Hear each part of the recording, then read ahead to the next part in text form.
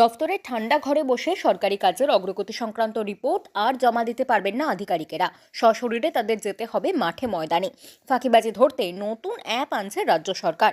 এই মর্মে বিজ্ঞপ্তিও জারি করেছে অর্থ দফতর।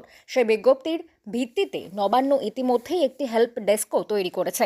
জেলাগুলির ব্লক এবং মহকুমা স্তর থেকে যে তথ্য আসবে রাজ্য সরকারের কাছে তা তদারকি করবে ওই ডেস্ক। বিজ্ঞপ্তিতে স্পষ্ট করে দেওয়া হয়েছে, যে এলাকায় যে কাজ পরিদর্শনে যাবেন আধিকারিকেরা সেই প্রক্রিয়ায় স্বয়ংক্রিয় জিও ট্যাগিং থাকবে, যা থেকে এটা স্পষ্ট যে ঘরে বসে আধিকারিকদের রিপোর্ট জমা দেওয়ার দিন শেষ হতে চলেছে। নবান্নের আধিকারিকদের একাংশের বক্তব্য, ব্লক, মহকুমা এমনকি জেলা প্রশাসনিক স্তরেও এমন কিছু আধিকারিক রয়েছেন যারা কাজের অগ্রগতির বিষয়ে নিজেরা ওয়াকিবহল থাকেন না। ফলে সরকারও জানতে পারে না যেখানে যে কাজ শুরু হয়েছে তা কতটা এগোলো। এর ফলে পরিকাঠামো উন্নয়নের মতো কাজ চলে দীর্ঘদিন ধরে। সরকারের সর্বোচ্চ স্তর মনে করছে প্রশাসনিক স্তরে যত্নের অভাবেই সরকারি কাজ শুরু হলেও তা দেরিতে শেষ হচ্ছে। সেটাই রুখতে এবার তৎপর হলো নবান্ন।